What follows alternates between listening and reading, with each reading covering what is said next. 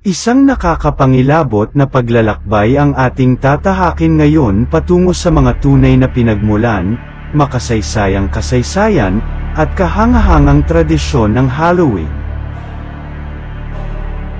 Humanda sa isang nakatatakot na kwento tungkol sa natatanging selebrasyong ito.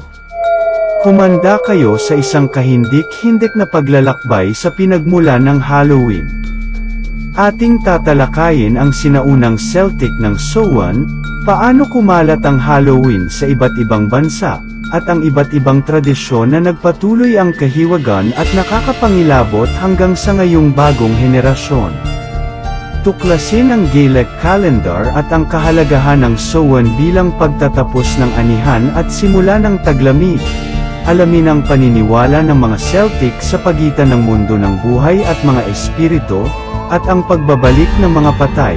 Makinig sa mga ritual, mga bonfire, at mga costume na ginagamit ng mga Celtic upang maitaboy ang mga espiritu.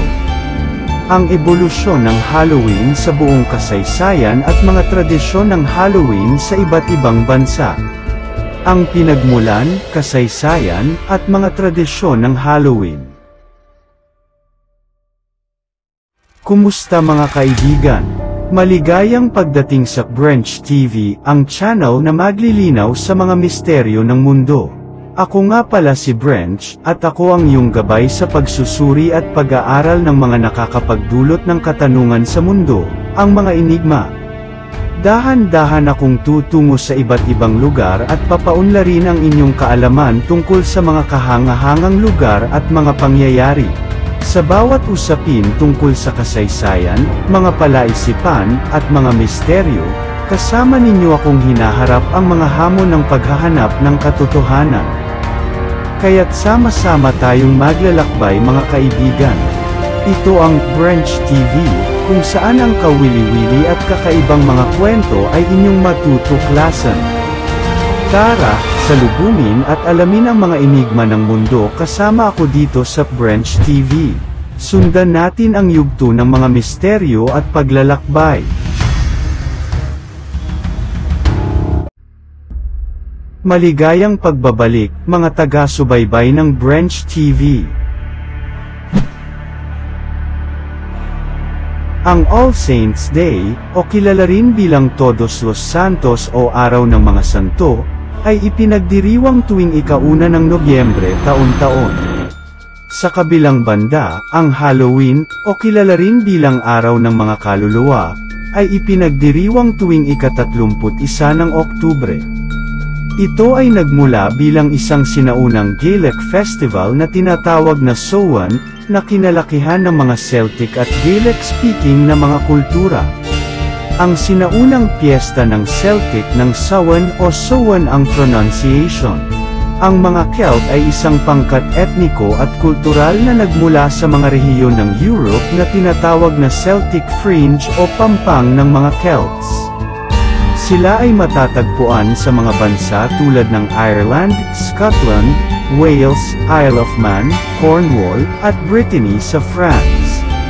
Sa makatuwid, wala direktang bansang maituturing na bansa ng mga Celt, ngunit ang kanilang kultura at mga tradisyon ay higit na popular sa mga nabanggit na rehiyon. Ito ay isang mahalagang okasyon sa kanilang kultura na naganap higit sa 2,000 taon na ang nakalilipas. Kaya dito ang pinagmulan ng Halloween, sa sinaunang piyesta ng Celtic na tinatawag na Samhain. Ang Samhain ay may malaking kahalagahan sa Gaelic calendar bilang pagtatapos ng anihan at simula ng taglamig. Sa panahon ng Samhain, naniniwala ang mga Celtic na nagtatapos ang tag-araw at sisimulan na ang taglamig. Ito ang panahon kung saan nagtatapos ang mga gawain sa bukid at nagsisimula ang kahandaan para sa mga buwan ng paglamig at kahirapan. Ang Samhain ay isang importante at sagradong okasyon kung saan nagdiriwang ang mga Celt ng pag-aani, nagbibigay pugay sa mga Diyos at Diyosa ng anihan, at nagpapakumbaba sa mga kaluluwa ng mga yumao. Ang pagdiriwang na ito ay nagpapatunay sa malalim na pagkaugat ng mga Celtic sa kalikasan at ang importansya ng siklo ng buhay at kamatayan. Ang mga Celtic ay may malalim na paniniwala sa mga malalabong hangganan sa pagitan ng mundo ng buhay at mga espiritu. Naniniwala sila na tuwing Samhain, ang mga espiritu mula sa iba't ibang mundo at dimensyon ay maaaring pumasok sa mundo ng mga buhay. Sa panahong ito, naniniwala ang mga Celt na ang mga pintuan sa pagitan ng mundo ng mga buhay at mga patay ay nagbubukas, at ang mga espiritu ay malayang lumalakbay. Ito ay isa sa mga pinakamahalagang panahon upang makipag-ugnayan sa mga ninuno at yumao, at magbigay ng mga alay upang bigyang pugay ang kanilang mga espiritu. Ang mga Celt ay nagpapalakas ng mga ritual at tradisyon upang makipag-ugnayan sa mga espiritu ng mga yumao. Ito ay maaaring isang pag-aalay ng pagkain, alak, o iba pang mga bagay na naniniwala silang magugustuhan ng mga espiritu. Sa pamamagitan ng mga ritual na ito, sinasabi ng mga Celt na nagpapakita sila ng paggalang at pagbibigay pugay sa mga ninuno at sa mga espiritu ng mundo ng mga patay. Ang paniniwala sa pagbabalik ng mga patay ay may malalim na koneksyon sa mga Celtic at ang kanilang ugnayan sa kalikasan at siklo ng buhay. Naniniwala sila na ang buhay at kamatayan ay bahagi ng patuloy na proseso ng pananatili ng mundo. Ang mga espiritu ng mga yumao ay tinatanggap bilang bahagi ng karaniwang pamumuhay at may maaaring magdala ng mga aral, gabay, at binhi ng buhay sa mundo ng mga buhay. Sa kabuuan, ang mga paniniwala ng mga Celtic tungkol sa malabong hangganan ng mundo ng mga buhay at mga espiritu at ang pagbabalik ng mga patay ay nagpapakita ng kanilang malalim na pag-unawa at pakikipag-ugnayan sa mga espiritual na aspekto ng buhay at pagkamatay. Ito ay nagpapahiwatig ng kanilang kultura at paniniwala sa mga mahahalagang yugto ng siklo ng kalikasan at kapaligiran. Segment 2. Ang ebolusyon ng Halloween sa buong kasaysayan. Sa gitna ng atake ng mga Romano, nasama ang mga Romano na pagdiriwang tulad ng Feralia at pamuna sa Samhain. Gayunpaman, kasama rin sa kasaysayan ng Halloween ang mga impluwensya ng mga kultura at paniniwala ng iba pang mga sibilisasyon, kabilang ang mga Romano. Noong panahon ng pananakop ng mga Romano sa mga lupain ng Celtic at doon nakita ang mga katangian ng mga paniniwala ng mga Celtic sa pagdating ng Samhain. Sa pag-uusap ng mga Romano at mga Celtic, nagkaroon ng mga paniniwala at tradisyon na nagkatulungan at naipagpatuloy ang pagdiriwang ng Samhain sa ilalim ng Romanong pamamahala. Isa sa mga ipinagdiriwang ng mga Romano sa panahon ng Samhain ay ang Feralia. Ito ay isang pagdiriwang para sa mga yumao, kung saan pinaparangalan at inaalala ang mga ninuno at mga yumao. Ang pagsasama ng Feralia at Samhain ay nagdulot ng isang halo ng mga ritual at mga gawain na nagpapalakas ng mga kaganapan. Bukod pa rito, mayroon ding sinasabing ugnayan sa pagitan ng Samhain at ang Romanong diyosa ng mga prutas, na tinatawag na Pomona. Naging bahagi ito ng kasaysayan ng Halloween na hinubog ng mga iba't ibang kultura na naipon sa paglipas ng panahon. Ang pinaghalong mga paniniwala at tradisyon ay bumuo ng makulay na pagdiriwang ng Halloween na kilala natin ngayon. Hanapin ang Kristyanisasyon ng mga ritual ng mga pag-anong selebrasyon, na humantong sa pagsasali nito bilang All Hallows Eve bago ang araw ng mga banal.